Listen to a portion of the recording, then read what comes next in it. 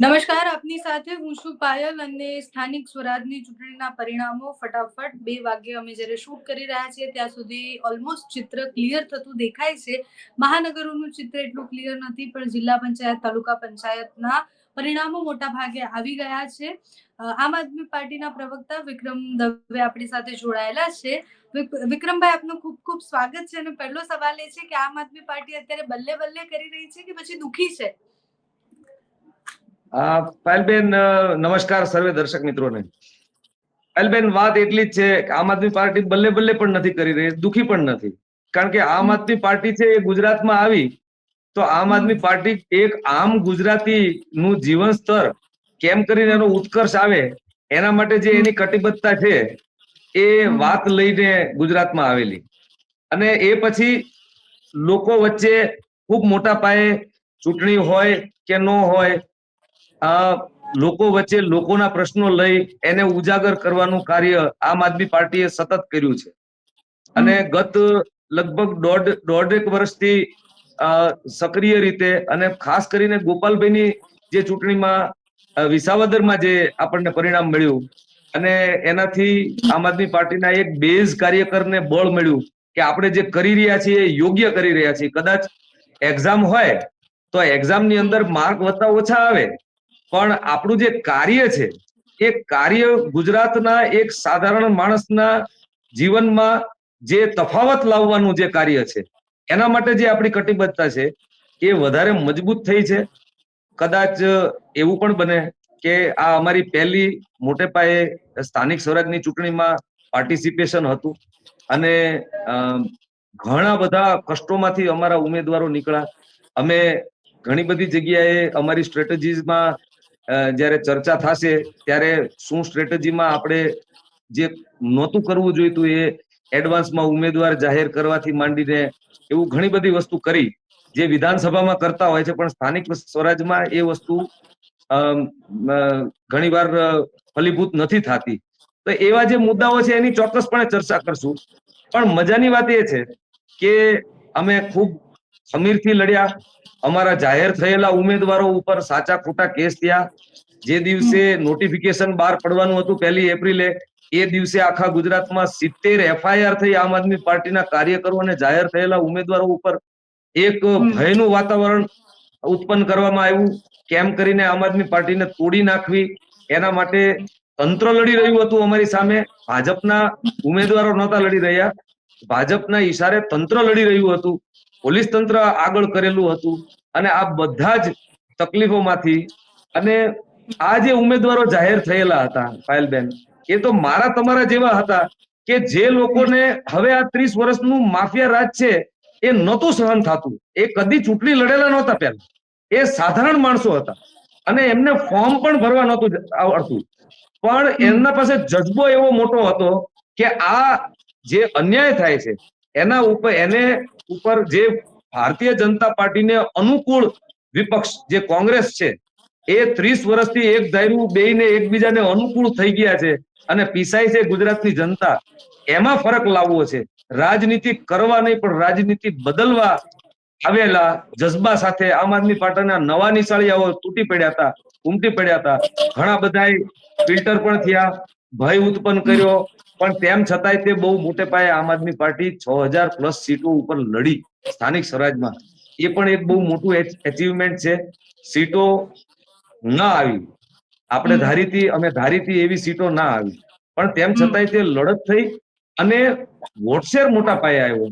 ઘણી બધી જગ્યાએ અમે બીજા ક્રમે પણ બહુ મોટા પાયે જિલ્લા પંચાયતોમાં, તાલુકા પંચાયતોમાં છીએ અને કોર્પોરેશનમાં પણ અમે ઇમ્પેક્ટ કરીએ છીએ. એટલે એકંદરે બલ્લે બલ્લે કે ચૂંટણીના પરિણામથી મારા પિતાજી હંમેશા કહેતા કોઈ પરિણામથી બહુ સારું આવે તો હરખાઈ ન જવું, વિપરીત આવે તો મૂંઝાઈ ન જવું. આપણી દિશા છે એ પકડી રાખવી. આજે નહીં તો કાલે આપણી વાત મૂકી શકશું, ગુજરાતની વાત મૂકી શકશું, ગુજરાતના લોકોની વાત મૂકી શકશું. અને સારી લોકશાહી રહે એના માટેની જે કટિબદ્ધતા છે આમ આદમી પાર્ટીની, કે લોકશાહી ટકી રહે ભારતની અંદર, ગુજરાતની અંદર, એના માટેની કટિબદ્ધતા છે એ હર હંમેશ રહે એના માટેની અમારી કવાયત રહી છે. વિક્રમભાઈ, આમ આદમી પાર્ટીનો સ્ટન્ટ હોય કે પછી ગોપાલ ઇટાલિયાનો જાદુ હોય, સુરતમાં કઈ જ ના ચાલ્યું. સુરતમાં તો સુપડા સાફ થઈ ગયા, કોંગ્રેસની સીટો આવી ગઈ, પણ આમ આદમી પાર્ટીનું ખાતું નથી ખુલ્યું હજી. સુરતમાં લોકો ખૂબ મોટા પાયે જોડાતા હતા. આપણે સોશિયલ મીડિયામાં તો બહુ ઓછા આપના જેવા છે એ અમારું કવરેજ લે છે. બાકી તો હવે અમને છેલ્લા 3 વર્ષથી તો ડિબેટમાં પણ નથી બેસાડતા કોઈ જગ્યાએ, અમારો પક્ષ રાખવાનો પણ મોકો નથી મળતા.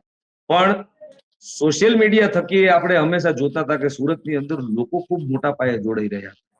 આમ આદમી પાર્ટીની વાત આજના આ જમાનાની અંદર ઉભા થઈ અને એક સભાની અંદર જાવું એ પણ એક બહુ મોટું કષ્ટ છે. સાધારણ માણસ એટલો ફ્રી પણ નથી હોતો, અને તેમ છતાં આવા મોટા પાયે લોકો એકત્ર થાય એટલે આમ આદમી પાર્ટીનું જે દ્રષ્ટિકોણ છે એને એન્ડોર્સ તો બધા કરી રહ્યા છે, એને મતમાં તબદીલ કરવામાં ક્યાંક ને ક્યાંક અમે લોકો, અમારી ઉણપ છે, અમારી સિસ્ટમની ઉણપ છે.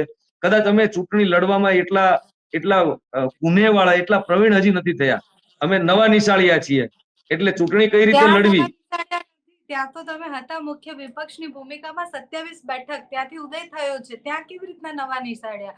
તમારા ઉમેદવારો એટલે પાયલ સાકરિયા, મનોજ સોરઠિયાના ઇન્ટરવ્યુ જોઈએ તો એવું કહેતા હતા કે અમારી સત્તા અહીંયા બનવાની છે, કારણ કે હવે અમે નવા નિશાળ્યા નથી, અને એ ચહેરાઓ જેને મેયરના ચહેરા તરીકે આમ આદમી પાર્ટીએ પોર્ટ્રે કર્યા એ ન જીતી શકે. એ વાત છે, એ તમારી બિલકુલ સત્ય વાત છે, અને હું સ્વીકારું છું કે ક્યાંક ને ક્યાંક ઉણપ રહી છે. ઉણપ શું છે એ તો એક ચર્ચાનો વિષય છે. પાર્ટી બેસશે, મોવડી બેસશે ત્યારે એ ચર્ચાનો વિષય લેશું ચોક્કસપણે, ક્યાંક ને ક્યાંક. કારણ કે અમારી નિયતમાં ખોટ નથી. ક્યાંક ને ક્યાંક ચૂંટણી લડવામાં અમારી જે ફાવટ હતી એ ફાવટ, એમ માનો કે પહેલી વાર જયારે અમે ફ્રેશ ચહેરા તરીકે આવ્યા હતા ત્યારે અમને ખૂબ સીટો મળી હતી, લોકોએ વધાવી લીધા હતા.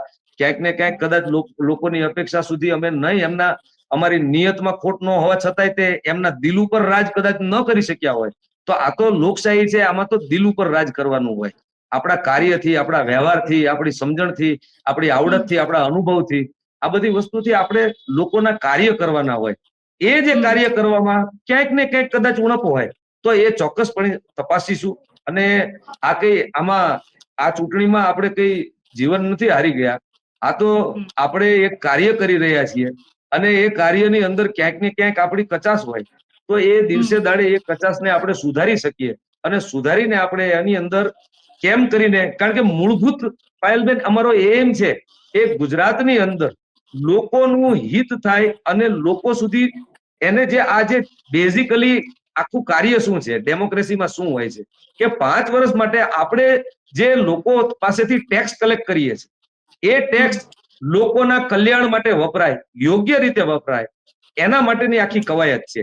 એટલે 5 વર્ષ માટે હું અભિનંદન પાઠવું છું જે કોઈ ચૂંટાણા હોય એ બધાને, અને 5 વર્ષ માટે ગુજરાતના લોકોનું કલ્યાણ થાય અને એમની નિયત સાફ રહે અને લોકોને સારું થાય, લોકો, યુવાનોને રોજગારની તક મળે, છોકરાઓની જે ભણતર છે એનો ઉત્કર્ષ થાય, આપણા આરોગ્ય કેન્દ્રો સુધરે અને સાધારણ માણસ સુધી આ બધી જ ફેસિલિટી પહોંચે, એના માટેનું આપણે બધા કવાયત કરીએ. અને બાકી ચૂંટાયા, કદાચ ન ચૂંટાયા તો પણ આમ આદમી પાર્ટીનો આમ કાર્યકર છે એ લડાયક છે, એની નિર્ભયતા ઘણી મોટી છે. હું સલામ કરું છું. ઘણા બધા કષ્ટમાંથી ઠેર ઠેકાણે અમારા પ્રમુખો જેલમાં ગયા. મારા ધાંગધ્રા પ્રમુખ અહીંયા સુરેન્દ્રનગરમાં જેલમાં જઈ આવ્યા ચાલુ ચૂંટણી, અને બિલકુલ ખોટો કેસ એટ્રોસિટીનો જ્યાં એ હાજર પણ નહોતા. અમારા શહેર સુરેન્દ્રનગર શહેરના પ્રમુખ કમલેશ કોટેચા છે, એ પણ જેલમાં જઈ આવ્યા.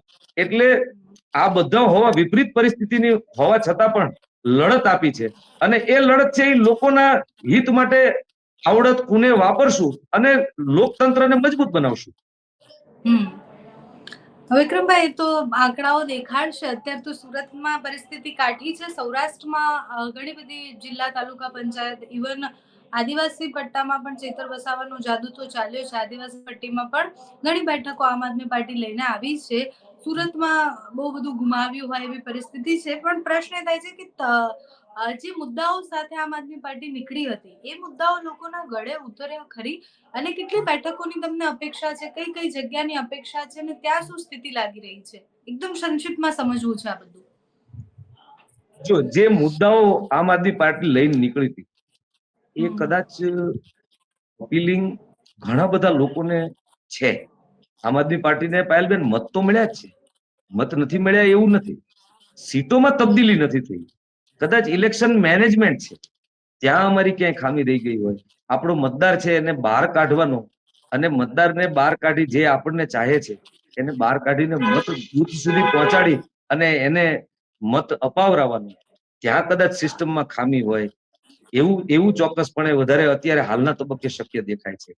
અને જ્યાં જ્યાં આમ આદમી પાર્ટીની બેઠકો આવી છે, પંચાયતોમાં વિશેષ બેઠકો આવી છે, અને પંચાયતોમાં ગ્રામીણ વિસ્તારમાં મને લાગે છે કે ગ્રામીણ વિસ્તાર વધારે દુખી છે.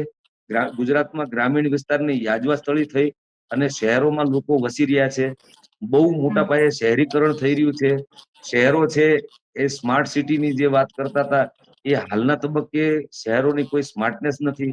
ત્યાં પ્રદૂષણના પ્રમાણો એવડા મોટા છે, ત્યાં કચરાના ઢગલે ઢગલા ઉપર, એમ માનો કે 50-50 મીટર ઊંચા કચરાના ઢગલા છે, એ ડમ્પ સાઇટ્સ થઈ ગઈ છે જ્યાં 2-2 કિલોમીટર સુધી વાસ મારતી હોય છે.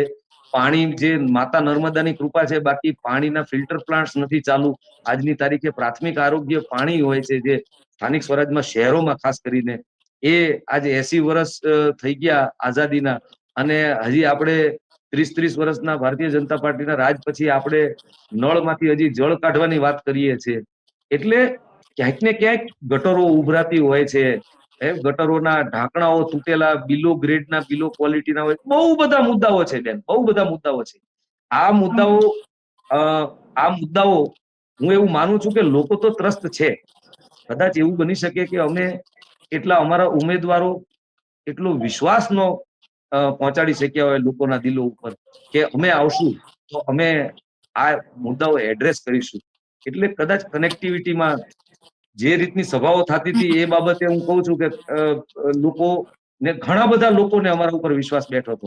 પણ કનેક્ટિવિટી જે વિનિંગ એજ કહેવાય ને, જે ગેપ, હાર જીતનો ગેપ છે, એ ઇલેક્શન મેનેજમેન્ટ થી થતો હોય છે. છેલ્લે દિવસે એક્સપિરિયન્સ કાર્યકરો બહાર નીકળી અને એ લોકો મતદારોને બહાર કાઢે. એ પણ એક બહુ મોટો મુદ્દો છે જે એડ્રેસ કરવાનો છે. બીજો એક બહુ મોટો મુદ્દો છે, એ ભારતીય જનતા પાર્ટીના જે જામેલા કાર્યકરો છે, એ પોલિંગ સ્ટેશનના 100 મીટરના દાયરાની અંદર લગભગ બધી જગ્યાએ 50-50-100 ની સંખ્યામાં ઉભા હોય, અને છેલ્લી મોમેન્ટે આપણે જે 6 મહિના તપ કરેલું હોય, પણ છેલ્લી મોમેન્ટે એ લોકો માસી કમળને મત આપજો, માસી મામા, આ એવી રીતે કરી અને જે છેલ્લું જે લાસ્ટ મોમેન્ટ જે છે એ મોમેન્ટ સીઝ કરતા હોય છે, જે ઇલીગલ છે. પણ તંત્ર એમની સાથે છે. ઘણી બધી જગ્યાએ હું ફિલ્ડ ઉપર હતો, ઘણી બધી જગ્યાએ એની ના પણ પાડેલી, અને બધા એકબીજાનું માન રાખીને એવું પણ થયું કે નીકળી પણ ગયા. પણ ઓવરઓલ જે વિચાર કરીએ તો હજી અમારે ઇલેક્શન મેનેજમેન્ટ સ્ટ્રેટેજીસ જે છે એ શીખવાની બહુ મોટે પાયે જરૂર છે, એવું મને દેખાઈ રહ્યું છે, જે વિનિંગ એજ લાવવા માટે. ઓકે વિક્રમભાઈ, હવે તો ચિત્ર ક્લિયર. 4-5 વાગ્યા સુધીમાં ઇલેક્શન કમિશન જે ડેટા આપશે, અત્યારે તો કોણ આગળ કોણ પાછળ, કઈ બેઠક પણ કોની જીત થઈ, એ બધા આંકડાઓ પર વાત કરી શકીએ. સુરતમાં આમ આદમી પાર્ટી માટે બહુ મોટો ઝટકો છે. સૌરાષ્ટ્રમાં બલ્લે બલ્લે થઈ શકે, કારણ કે જેટલી મહેનત કરી હતી એ પ્રમાણે બેઠકો તો દેખાઈ રહી છે. આમ આદમી પાર્ટી માટે જેવું કહેતી હતી કે કોંગ્રેસ સાવ નિષ્ક્રિય છે, એને એકવાર એ વસ્તુ યાદ રાખવાની છે કે કોંગ્રેસના મૂળિયા ખૂબ ઊંડા છે, અને બહુ જ બધી બેઠકો એવી છે. સુરતમાં આમ આદમી પાર્ટીની એન્ટ્રી થવી, ત્યાંથી લઈને મનપામાં પેનલો તોડવી, ઉત્તર ગુજરાતમાં પણ એટલું પ્રભુત્વ, વડોદરામાં ને બધી જ જગ્યાએ, એટલે કોંગ્રેસ પણ એટલી સક્રિય રહી છે. આમ આદમી પાર્ટી અને કોંગ્રેસ વચ્ચે મુખ્ય વિપક્ષમાં કોણ રહેશે એની લડાઈ હતી આ આખી, અને ભારતીય જનતા પાર્ટીની બેઠકો નિશ્ચિત હતી. એ પ્રમાણે આંકડાઓ અત્યારે દેખાઈ રહ્યા છે. Thank you so much Vikrambhai, તમે અમારી સાથે મારે જોડાયા. પાયલબેન એક વાત કરવી છે કે હું એવું ચોક્કસપણે સમજુ છું કોંગ્રેસના મૂળિયા બહુ ઊંડા છે. મારું બેકગ્રાઉન્ડ પણ કોંગ્રેસી છે, અને ખૂબ ઊંડા મૂળિયા છે. પણ કોંગ્રેસ એની આઈડિયોલોજી ભૂલી ગઈ છે, અને કોંગ્રેસનો જે કોર વોટર છે ને, એની એજ 50+ છે, એવરેજ એજ. અને આમ આદમી પાર્ટીનો જે કોર વોટર છે ને, એનું જે તમે આજની તારીખે આજે તમે સર્વે કરશો ને, તો ઇવન ટુડે 18 વર્ષથી 35 વર્ષના જે લોકો છે, જે એ લોકોનું ફર્સ્ટ પ્રેફરન્સ છે, એ ઇવન ટુડે આમ આદમી પાર્ટી છે. એટલે we are learning and in a process of learning. Whereas Congress છે એ જામેલા એક્સપિરિયન્સ લોકોની પાર્ટી છે, એમના મૂળિયા પણ ઊંડા છે, પણ એમનો કોર વોટર છે એ 50+ થઈ ગયો છે. The point I want to make is that. Thank you so much Vikrambhai, તમે જોડાયા એ બદલ. જી જી, ખૂબ ખૂબ આભાર.